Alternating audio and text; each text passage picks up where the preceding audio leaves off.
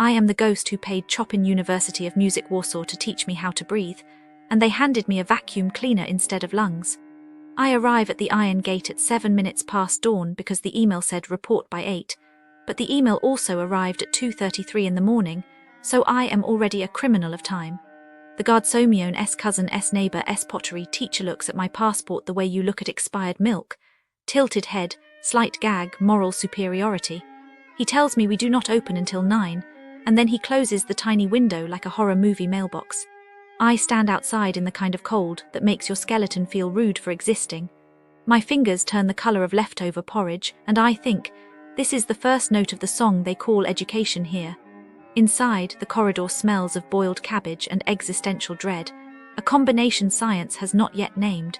The walls are the same yellow as old piano keys that have been urinated on by generations of anxious cats. Every step I take is a crunch, because the floor is decorated with the glitter of broken glass and the confetti of dropped sheet music that nobody ever picked up.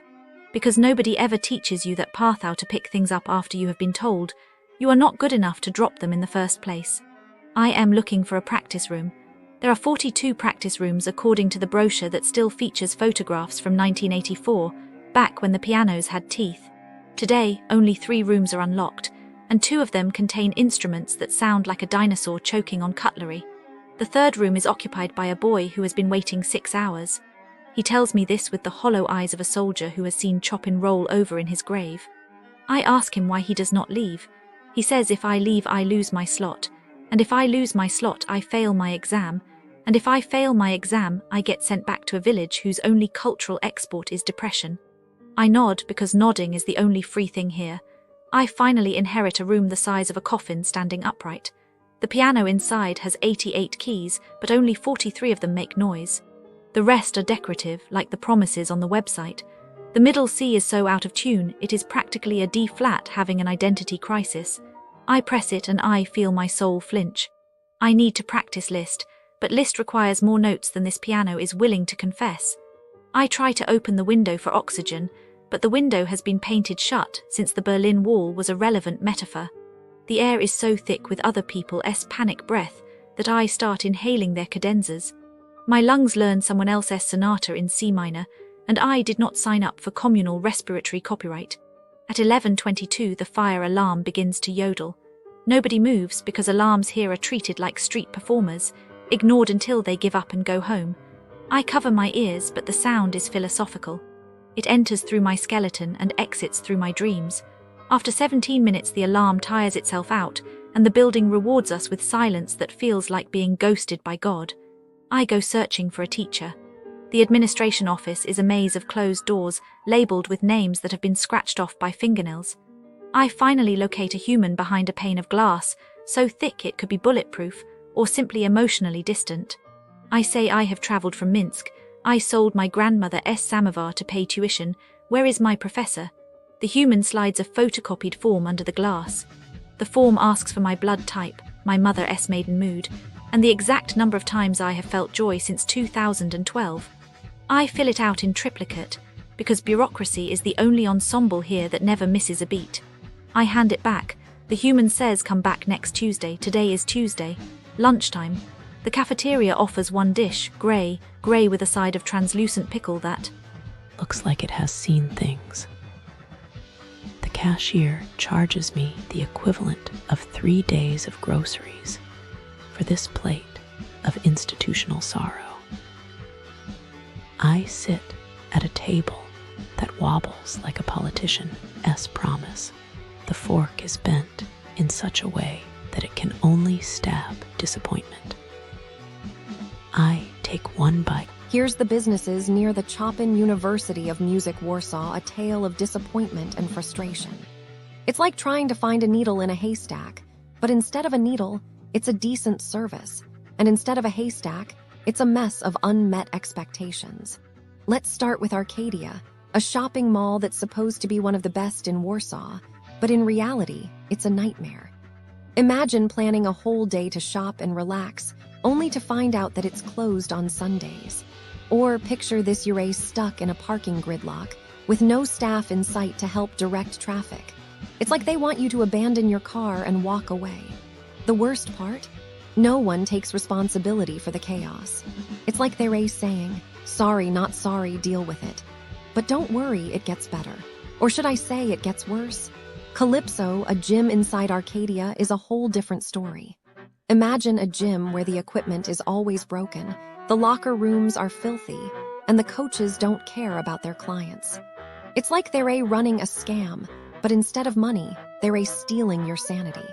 Now let's move on to Alchemy Day Spa, a place where you'd expect to relax and unwind. But no, they have a different idea of relaxation. Imagine a face cleaning service where they don't even bother to clean your face properly. It's like they're just going through the motions, collecting your money while giving you a subpar experience. And then there's OTO, Sushi, a restaurant that's supposed to be a haven for sushi lovers. But be prepared to wait for hours, literally hours, for your food to arrive. And when it does, it's like they're serving you a sad, pathetic excuse for sushi. The rice is dry, the fish is bland, and the service is non-existent. It's like they're playing a cruel joke on you, laughing all the way to the bank while you're stuck with a mediocre meal. Fat White Coffee Bar, a place that's supposed to be a coffee lover's paradise. But no, they have a different idea of paradise. Imagine a coffee shop where the baristas are arrogant, the coffee is bad, and the service is terrible. It's like they're trying to punish you for daring to order a coffee. And finally, TFH Concept Store, a shop that's supposed to be a haven for designers and artists. But be prepared for a rude awakening. Imagine a store where the staff is unfriendly, the selection is limited, and the prices are outrageous. It's like they're trying to rob you blind, all while pretending to be a hip, trendy boutique. Now, I know what you're thinking. What's the deal with these businesses? Are they all run by the same group of incompetent people? Unfortunately, it's not that simple. It's like they're all competing in some sort of twisted game, where the goal is to see who can provide the worst service while still managing to stay in business. But don't worry, dear traveler. There's hope. Be prepared, do your research, and don't be afraid to walk away. Remember, your sanity is worth more than any amount of money they can take from you. So, take a deep breath, put on your detective hat, and navigate these treacherous waters with caution. And to the business owners, I say this: get your act together. Provide decent service, treat your customers with respect, and for the love of all things holy, be honest. Because, trust me, we can see right through your facade. We're not stupid, and we won't tolerate your nonsense. That's all for now, folks. Stay vigilant and stay classy. I am looking into crimes near Chopin University of Music Warsaw, and I feel a strange weight when I think about it, because the streets feel quiet. But the danger is hidden businesses. Near Chopin University of Music Warsaw are often small shops. Cafes and retail stores that rely on tourists who stay for a short visit. You know, they often look friendly and bright, but they can hide deception. The first story is about a jewelry store inside the Westfield Mokoto shopping center, which is only a short walk from the university. The store is typical of high-end retail that tourists might visit after a concert or a class the thieves entered before 11 in the morning. 3 of them wore masks and used tear gas on the staff.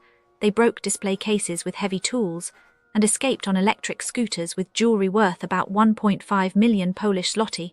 I think the staff probably called the police immediately after the chaos and tried to close the shop for the day. The victims likely felt shaken and maybe avoided the center for the rest of their trip.